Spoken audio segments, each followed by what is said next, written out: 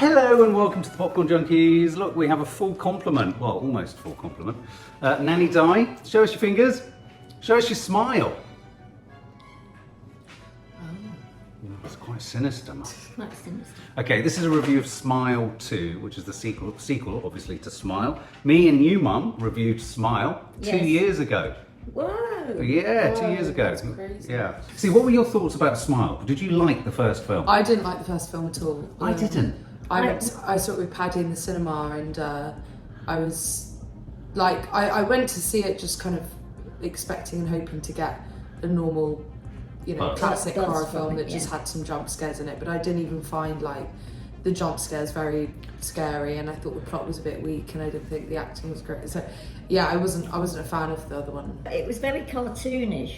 What I couldn't get on board with the first film at all was the idea of the smile thing. I mean, I think a sinister smile is something, but building a whole film around someone who sort of smiles in a sinister fashion, and the idea that they're possessed and that, Yeah, and also just I felt like in the first one, like the smiles weren't very good either and stuff. Like it just wasn't really. Oh, I thought they were quite good. Well, did you? The only thing that I could think was its saving grace was it nibbled at the edges of what I thought It Follows is all about. The idea of being haunted, the idea of it being passed on, the idea of it almost being a virus of sorts, like and that if you witness what's happened, then you become sort of infected in a sense, spiritually infected. Yes. But I don't think the first film went to great lengths to kind of really hammer that home. It also lost itself like crazy at the end of the first film. Yeah, who was the lead actress in the first one? Kevin Bacon's daughter. Kevin Bacon's daughter. Well, I think it's important that we say that because I think the first one was a really substandard film. Lots of people loved it. I mean, lots of people absolutely loved it. It really scared Kiki. So I went into this not particularly positive or optimistic, but I'd heard lots of good things about Naomi Scott. I thought the opening scene in this film put to shame Longlegs. Oh yeah, 100%. Yeah. Don't you? Yeah. I think I said at one point, I said everything that you felt you were going to get. I mean, in a weird way, the best bit of Longlegs was the beginning with the FBI thing, where it was all quite shocking and not particularly scary. I thought with this one, I thought it was incredibly effective, him going into that place. The disorientation that we had, the fact that he saw that guy burning. Yeah. What was that about? Yeah, that was so random. Yeah. So I thought it was really successful at doing that thing of yes. ending one narrative and starting another, which I think is always I agree. nice in a film. And then, of course, we moved through to the story of Naomi Scott, and she plays a pop star. You've seen the recent M. Night Shyamalan film, haven't you? Trap, which is also about a sort of a horror idea set around a pop star. Yeah, exactly. I always get a bit eggy around that. It's quite hard to pull off. Yeah, I was worried. It is. From the trailer, like seeing the trailer, I was like, oh, I don't know if this is gonna And work. Because it can just run the risk of just being cringy without. Yeah, if you've got an actor playing a singer, it's a very different kind of tone. Well, because pop pull, stars are isn't it? very fake anyway and a bit cringy, Yes. and so to play that, it can just come across as bad acting and bad music. Yeah. It's quite hard to play that realistically because it's not very realistic. No, I agree. It's such a sort of fake world of pop. So when did this start to kick in for you guys as kind of working, if it worked? I mean, I thought the opening worked really well. Like it was a really good start, and we had a big like moment. It was shot really well the first scene, so I was like, okay, this is like a promising start type thing. And then the same as you, I think the next bit was her on the talk show. On the Drew Barrymore show. Yeah, Drew Barrymore. Yeah. And in terms of like her performance, from that moment was when I was like, oh, okay, I don't think it's going to be like bad pop star lead. I thought she was sensational in that scene. She was really realistic. I did so I felt in safe hands. Yeah, I agree. Often when you get, in any film, you get newsreaders or weathercasters or interviews happening on a telly in a film. They usually use the real people, so in this case it was Drew Barrymore on a show. They're always really fake and not real because they're not actors and they're trying to recreate the show. And then the interviewee is always really fake too. I thought Naomi Scott, was sensational. At that point, I literally physically relaxed into her journey, because although I think there were moments around her, like with the kind of gay assistant who she had beef with, the mum was at times a bit stiff. Some of the kind of, I think, story junctions were a bit obvious and maybe a bit kind of pedestrian. Every single minute I found we were on screen with her, I found her eminently watchable. Yeah, I did. To the point where she's almost documentary level, in the sense I felt like I was watching a documentary about a pop star. Yeah, absolutely. And I mean, I think that really helped because she really sort of drew us in and you bought into it. So what inadvertently for me, what this film started to become was not just a horror film with this carryover of this idea that if the last person to witness someone die due to this smiley kind of paranormal spooky thing, this became as much a film about fame and being a star and the pressures of that and being haunted and hounded, and the way in which I thought they meshed her fan base with an audience, with a demanding entourage. Yeah. You know, that was almost feeding, or as scary, it was creating the same sort of sense of kind of dread within her. What did you think of the idea of her being an addict and all that? I thought that was incredibly well done, because like most things in it, the reason I thought it was so good generally was it took its time to tell those stories. Yeah. And I mean, we didn't really know why she was drinking a whole bottle of water. Yeah, tell us, explain that to us. Well, but when she'd been, what's it called? In rehab. In rehab. Her therapist had said to her, every time you feel like you want to, a drink or something, drink a whole bottle of water. Yeah. And she was drinking. That was like properly, like, one of these. And that it's was a funny moment. And she was actually doing that. She was chugging. And like she did that so many times in the film. Like I was waiting for her to throw it all back up. She must have got well used to it. It's not good for you though, right? To drink that much water. It was quite phenomenal. It was quite phenomenal. I mean, I was also... They revealed that story slowly though, didn't you? Yeah, but I was also quite intrigued by this idea of a way of kind of killing the impetus to want to take drugs or drink alcohol, is to literally just guzzle as much water down your throat. I also liked that she didn't end up using again at any point. Yes. I felt like it could have been easy to do the thing, everything else is going wrong, like she could start using again, and because she seemed crazy and a lot of people were convinced that the reason why she was going mad was the fact that she was using again. I just thought it was clever to not actually have her do that. It was just simply this whatever it is, disease. I mean, obviously, the thing about this film is it's an 18 certificate, and the first kind Which, as soon as I saw, I was like, that means this is going to be good and scary. Yeah. Oh, okay. So well, right down to... I know it's going to be scary. So how unusual is that for a film to be 18? It's more unusual, but it's becoming more common, because I think the Hollywood studios are now realising there's actually money to be made in this, because more and more people are like, this is the real deal. They need more to show. Where I thought this film was at its most powerful was in the many, many different kind of set pieces of fear and scariness. I thought they really covered the scenes really well. They weren't cheaply done, they weren't thrown away, they weren't rapidly moved through. And they were all genuinely, I think, quite inventive for saying they're having to lean quite heavily on the same motif of a smile. Though actually what I would say about this film is it doesn't actually lean that heavily on the smile, does it? No, it doesn't. It's more the eerie sense of person and people. So you had the moment where she goes and visits her friend who smashes his face with the dumbbells. Oh, that really took its time as well, that scene. It did, didn't it? And it did the face smashing way better than Longlegs did. Yes, There's so much that's of that very face true. smashing there, too much of face. Yeah, but I liked, well, I didn't, I'm not saying I like it because I like to see it, but every time he hit his face with the weight, you'd see a bit of his eye or something fly off. Yeah, it'd be worse and worse. It really.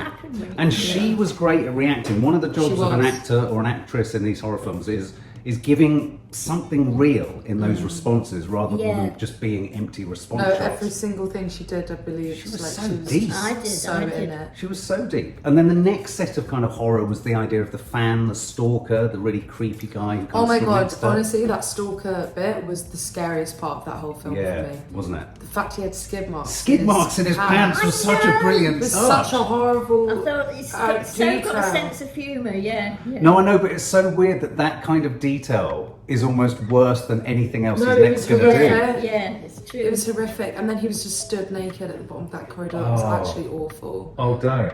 And what I really liked as well is, and I think they could have possibly played with us a little bit more in this. At no point did you think she might have picked up a drink or taken a drink, apart from you thought she had. But I think it was quite clear. But you could see why her team thought she might have done, because she's seeing more and more. I wondered whether at times they could have had another level of playing with the audience so that we were beginning to wonder. Well, to be fair, at points I was, even without them showing us, because I was like, oh, could it be that? Yes. Or like I thought we were going to be shown something where it had happened and then she hadn't, because you know how she was having like hallucinations or or like lucid dreams and imagining stuff lots. I thought at one point we were going to see her like snap back to reality and she was doing like using again or something. You know how on the edge she was? Do you know that scene where she called out through the door, soda, bring me soda and anything? I thought, is that code for soda and some alcohol or something? But it was good because what it did was like, it kind of showed that it's the same type of mania as being on drugs. Like as all these pop stars that are on drugs and stuff, like her mania and her craziness and all of the stuff she was doing is the type of stuff you could do if you were... Because this film so successfully, I think, takes you into the pressures of fame and the loneliness of it. And I felt all the way, especially with that whole communication with her friend, I thought the relationship with her friend, desperate to text her, desperate for her to come over. Yes, it plays with expectation. Is she really come over? I mean, the whole film moves into a whole process of, is anyone she's with actually the person, or are they potentially this gruesome apparition or virus or smiley terrible thing? But I thought her pursuit of connection with that friend, I thought was really emotional. Then they have all these flashbacks to when she was in the crash, because they have this other great detail, which your boyfriend Paddy was talking about, where she has this terrible injury and this scar down her body, and she talks about that quite early on, about her body consciousness.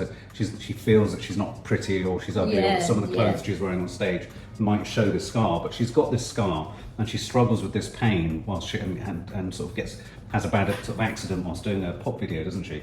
Because she's got these injuries from this car crash, which has happened previously in the film, prior to the film.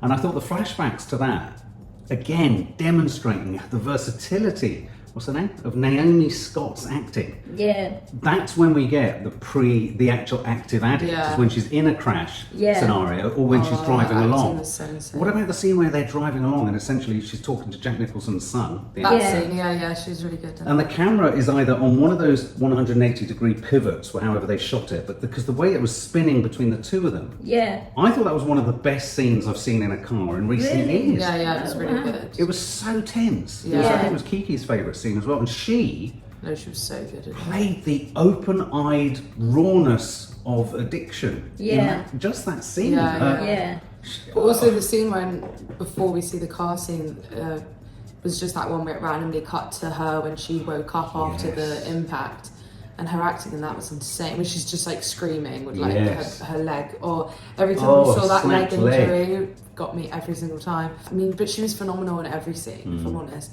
There wasn't a moment where she dropped the ball, and like she was literally on screen for 99.9% of the film. And it's one of those rare films where every new setup or scene, so even like the moment where she was doing the talk with the autocue with the charity, every time a new setup started, I got quite excited about how are they going to do this one. I didn't sort of feel that thing which you can do with these kind of horror films where you're just like, okay, next setup, more scare, similar scare. It was inventive enough each time that I kept thinking, oh, how inventive. And to be fair, going right up to the final moment, the final shot, I thought they were pretty damn inventive. I thought it kept reinventing itself. I agree.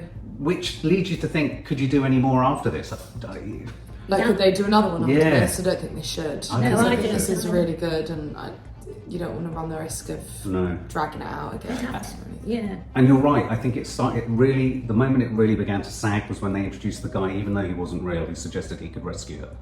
But then that was the weakest part. But then the fact that it then wasn't ever true, then didn't make any of it weak, because then I was just like, because that's her trying to make the classic horror trope sense of it all. And then there's like nothing that you... And then by then she was so desperate. I mean, I felt I was in her head and I would have accepted anything. The fact that there was nothing in the sink or next to her. She was suddenly in the freezer of a Pizza Hut. And then that none of it had happened, the thing with her mum. The him, like...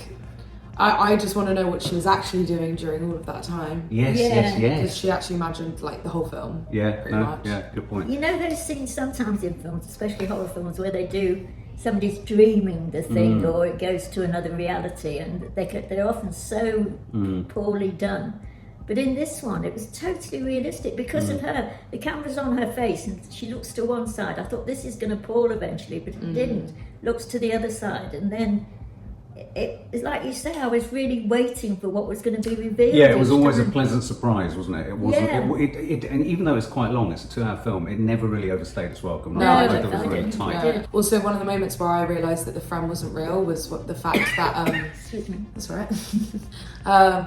You know how her mum had been like, oh, you really need to like contact her, like you need a friend. And then the mum comes over to the house when the friend's there, and the friend says hi to her. The mum didn't acknowledge her being there at all, because she wasn't there at all. But then also, what I wanted to say is that the film didn't lose itself at the end as well, which even I feel like some of the horrors I've really enjoyed over the last few years, like they just always towards the end they try and kind of complete and complete it at the end. Or tie things up in a way that isn't tied up, where you're left. I mean, to be fair though, this film leaves you with a pretty damn obvious potential spin-off of a enormous proportions. But I think you're right. I think they need to steer. Don't do it. But they also didn't make it a good ending, like a happy ending. Yeah. Like, and I like that. I hate when it's always like, oh, and then they figured it out and then it was fine. Like, there was an inevitability to the drama. I thought this was a sensational film. Okay, well, summing up and let's score it. So, what do we go with you, Matt? So I was like really pleasantly surprised by this because I didn't really enjoy the first film. I went in, with a heavy heart. Like, I was still up for a good jump scare here and there, but I really didn't think I was gonna enjoy it as much as I did and find it like such a good movie. You were very stressed. Yeah, I was. It was pretty consistent with its terrifying-ness, and there wasn't any really moments to breathe because it was like that classic thing of like bad stuff's just happening in daylight as well. Yeah. And with people around, not just when she's on her own. And it doled out the jump scares as well, didn't it? It didn't give you them all together, but it spread them out. I thought the pacing of the film was really good as well. It took its time at points, but it also like got to the point quick enough. And like genuinely, I can't get over her performance. Like she really put her everything into that. And she was an Aladdin. She like deserves an actual like. Yeah, I know what you mean. Yeah, she does for deserve that. something. Because it's just the most, I think, like truthful piece of acting I've seen in a really long time. She was just in all of it, and I can imagine that was like a really hard part to play because she had to be distressed pretty much the entire time. I loved the soundtrack. It had a really like. Yeah. It was really eerie and weird. It was just like, it was. It was quite inventive, quite experimental soundtrack. Yeah, and I thought the gore was great. I loved how dark it went. Like it really didn't hesitate to just like go as far as it possibly could, which I feel sometimes those type of horrors, they meet a point that they won't go past, and then you're just like, well, now I know that everything after this is just going to be. You know what you're describing there, though? It's when you watch a horror that's a 15 and you can feel it headbutting the ceiling of the 15 certificate, and you're like, oh, it can't get beyond it. True. Whereas there wasn't that with this. You're right. The fact of it being an 18. So yeah, I literally love this film, and it's something I would, after a bit of a break, see again. It's a great one for mates if you're, once it's maybe more available. It's like if you're trying to find a film to just scare the shit out of you and make you feel stressed with your mates, then this will be it. So I would rate this actually I would like 98. Wow. The only reason it wouldn't be 100 is there were just certain bits I found less believable, not from her part. The mum, the friend. But other than that, the pants. Perfect. The pants. No, the pants was Isn't brilliant. it weird that in a horror film with so much gore, a pair of skid-marked pants leaves such an because he indelible was so stain? Mum. Go on then, Mum. Sum up the score. Well, I so wasn't expecting what I got. I was sort of thinking it would be more like the first one, which was cartoonish to say the least. Yeah. But it was a proper film, and I like the fact that. And it didn't do it didactically, but it was talking about fame, and it was talking about addiction, and it was talking about the perils of being on the road and loneliness, and it was dealing with a lot of big subjects. It was. Well, she was dealing with it on her own. As you say, the whole of the film she was on screen. Yeah. She was absolutely brilliant. I love her face as well. I do too. I mean, she's so tiny, isn't she? Tiny her face and tiny her body. Yeah, no, I was totally gripped.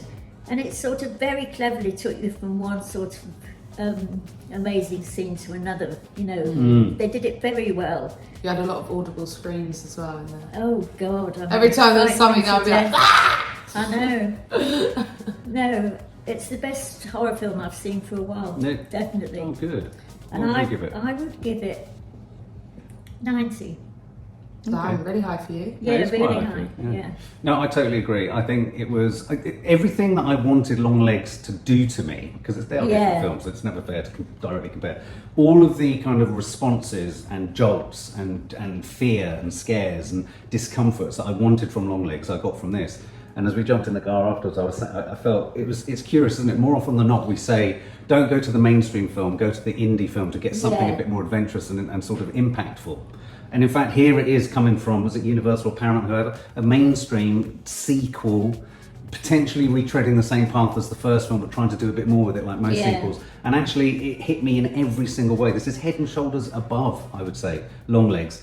even in the kind of creepiness, because I think, although it might not even necessarily be in the script, I think Naomi Scott gives this so much depth. Yeah. You know, and that's partly the writing, and it's partly the story arc, but she brought so much believability to the plight of a lonely pop star that it completely transcended the thing it could have fallen into, which is really bad acting and set up for, and in a weird way, the weakness of her mum and the weakness of the assistant that she didn't like, and even the weakness of, although it was effective in getting the stalker in, the scene with her signing photos, that was not well handled with him taking photos. A bit, there were moments like that were a bit clumsy, but because she was in it, really in it. I mean, you've got a top draw performance there, and as you rightly say, Maddie, because it's a genre horror film and a sequel, she'll get nothing anywhere.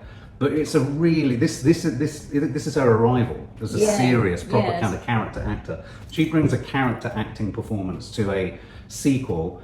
But to be fair to the director, this is his second film, and he's done a sequel with it. And I think what he's proved is he could have made a better film with the first film if he had the freedom. So he's been obviously been given more freedom with this, can clearly do clever stuff, and I think they've all hit the buttons of what they can do with a smile. He wrote it as well. Yeah, he wrote it too, and I think as far as you can take the smile concept, they've done it. So I would avoid doing another smile, and I guess get him on something else and let him loose, because I think he's a talent to watch. He really is. And what would I give it? I'm with you. I'd give it 98. 2% not there for mum and assistant. I thought the way they handled the whole smile thing as well, because it wasn't overdone. Yeah, you're absolutely right. And I think the problem with the first one was, do you remember that first guy on the bed? I am your. He was so he kept saying that stupid line. Hated him. Yeah. Oh, it was so awful. Whereas in this, you're right. It's almost, I can't even remember the moments where the smiles happened. They were underplayed smiles. I mean, the French smile was hardly there. Exactly. So I'd really recommend it. Perfect for Halloween. Yes. Oh yeah.